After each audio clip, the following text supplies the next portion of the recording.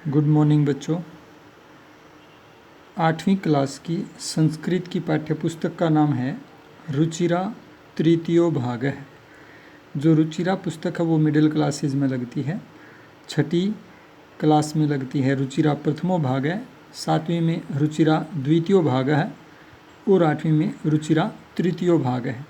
आज इसका पहला पाठ हम करेंगे और इस पहले पाठ का नाम है सुभाषितानी अर्थात सुंदर वचन या मीठे वचन। तो देखिए पहला जो श्लोक है उसमें क्या है, गुणा गुणज्ञेषु गुणा भवन्ति ते निर्गुणं प्राप्य भवन्ति दोषाः। कहता है कि जो गुण होते हैं वो गुणवानों के अंदर गुण बने रहते हैं, माने कि जब तक गुणवानों के पास रहते हैं तो वे गुण जो है वो गुण बने रहते हैं। ते वे ही जो गुण हैं वो निर्गुणम प्राप्य माने निर्गुण लोगों में जाकर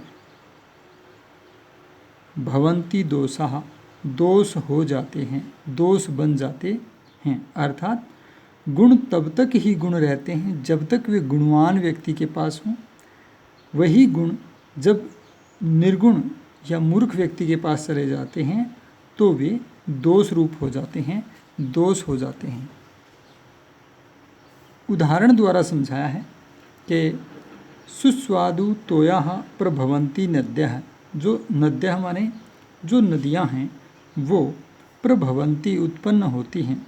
सुस्वादु तोयाः, सु माने भली भांति, स्वादु माने स्वादिष्ट, तोयाः माने जल वाली। अत्यधिक स्वादिष्ट जल वाली नदियां अत्यधिक स्वादिष्ट जल वाली उत्पन्न होती हैं।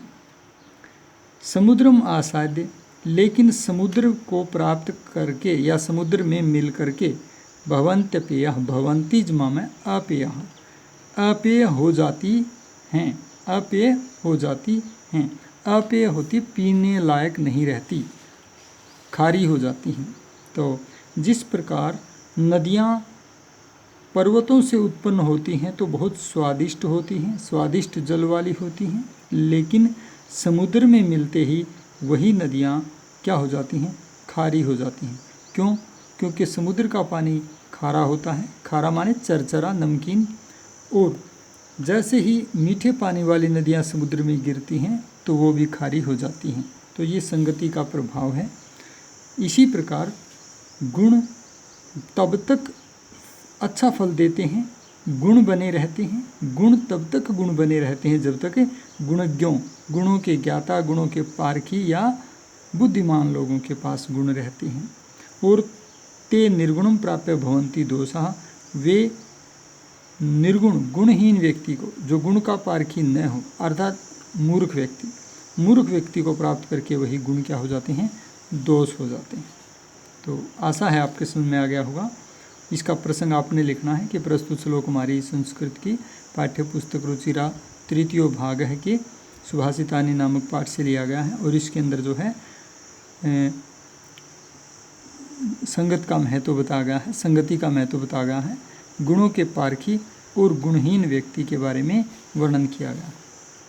फिर व्याख्या करनी है जैसा कि मैंने बताया, उसके बाद भावार्थ लिखना है। भाव यह है कि गुण तब तक अच्छा फल देते हैं, गुण तब तक गुण रूप रहते हैं जब तक वो गुणों के पारखी या किसी बुद्धिमान चरित्रवान व्यक्ति के पास रहते हैं। जब वो किसी दुष्ट व्यक्ति के पास, गुणों के पारखी जो नहीं होता उस व्यक्ति के पास चले जाते हैं तो वही गुण दोष रूप हो जाते हैं, अर्थात बुरा फल देना शुरू कर देते हैं। ठीक है, तो यही इसका भाव है। ये श्लोक नंबर 2 है। साहित्य संगीत कला विहीन है, साक्षात पशु पुच्छ विषाणहीन है। इसमें बताया गया है कि जो मनुष्य न तो साहित्य का ज्ञाता है, साहित्य का अध्ययन करता, संगीत न तो संगीत जो है वो जानता है, और कला और न ही कला उसके अंदर किसी प्रकार की कोई कला का ज्ञान है। विहीन माने रहित है। जो व्यक्ति साहित्य संगीत और कला से रहित है, यानी न उसके पास साहित्य का ज्ञान, न कोई संगीत का ज्ञान और न ही किसी अन्य प्रकार की कला का ज्ञान है। साक्षात पशु, वह तो साक्षात पशु ही है। पुच्छ विषाणहीन है, पूछ और सींगों से रहित। मनुष्य होने के कारण उसको सींग और पूछ तो नहीं है, लेकिन बाकी सब लक्षणों में वह साक्षात पशु के समान ही होता है। तृणम न खादन नपि जीव माने है, तिनके माने घास न खाता हुआ भी जीवित है। ऐसा मनुष्य पशु के समान है। और पशु घास खाते हैं, लेकिन ये एक ऐसा पशु है जो घास न खाता हुआ भी जीवित है। और उसका घास न खाना ये तद्भाग ध्येयम परम पशुनाम, वह तो पशुओं का परम सौभाग्य है। भाग तत् माने वह तो भाग ध्येयम सौभाग्य है। किसका? पशुनाम, पशुओं का परम सौभाग्य है। अर्थात अगर मूर्ख व्यक्ति या जो पशु के समान मनुष्य हैं वो अगर घास भी खाते होते तो इस पृथ्वी पर घास ही नहीं रहता और बेचारे पशु भूखे रह जाते। क्यों? क्योंकि इस पृथ्वी पर ऐसे मूर्ख लोगों की कमी नहीं है जो न तो साहित्य, न तो संगीत और न ही किसी कला का ज्ञान रखते हैं। ठीक है, तो इसका प्रसंग वैसे ही आएगा। व्याख्या मैंने अभी बताई है। और भावार्थ क्या होगा? देखो, भाव यह है कि व्यक्ति को गुणग्राही होना चाहिए और साहित्य, संगीत, कला आदि किसी न किसी प्रकार के अच्छे गुण अर्जित करने चाहिए, अच्छी कला का ज्ञान रखना चाहिए। बिना कला के तो मनुष्य पशु के समान होता है। ये इसका भाव है। श्लोक नंबर 3। लुब्धस्य नश्यति यशः पिशुनस्य मैत्री।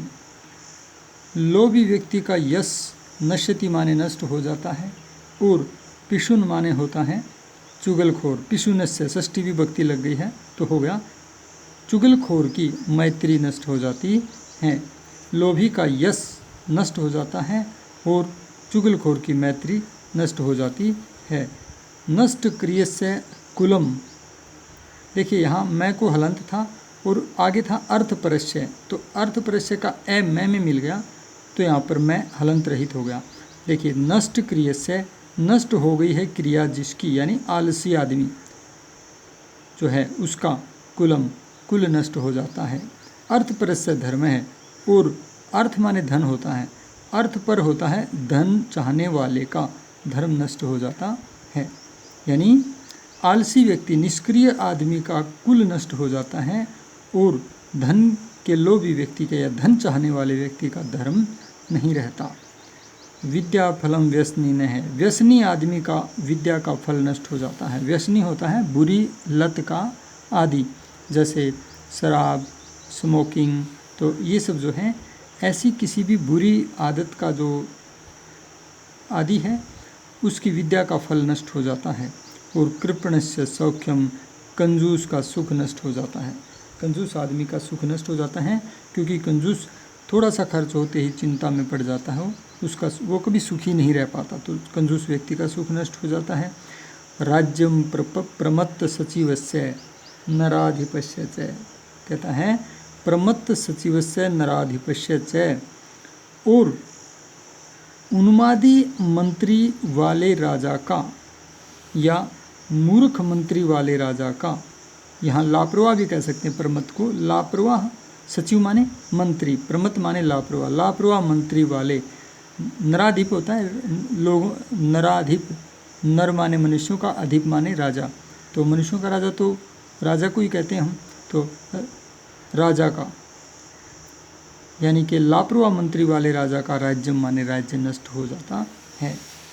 ठीक है, यानी लोभी व्यक्ति का यश, चुगलखोर की मैत्री, आलसी व्यक्ति का कुल और धन को चाहने वाले का धर्म, व्यसनी बुरे व्यसन वाले आदमी की विद्या का फल और कंजूस का सुख तथा लापरवाह मंत्री वाले राजा का राज्य नष्ट हो जाता है।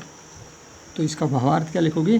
भाव यह है कि व्यक्ति को लोभ, चुगली, आलस्य, धन लोलुपता और बुरा व्यसन आदि से दूर रहना चाहिए। तो इन 3 श्लोक की आपने प्रसंग, व्याख्या और भावार्थ लिखना है और इनको याद करना है। जो शब्दार्थ हैं वो लगभग व्याख्या में मैंने जो व्याख्या बताई है उसके अनुसार आप कर सकते हो। ठीक है, तो ये आपने लिखना है नोटबुक में।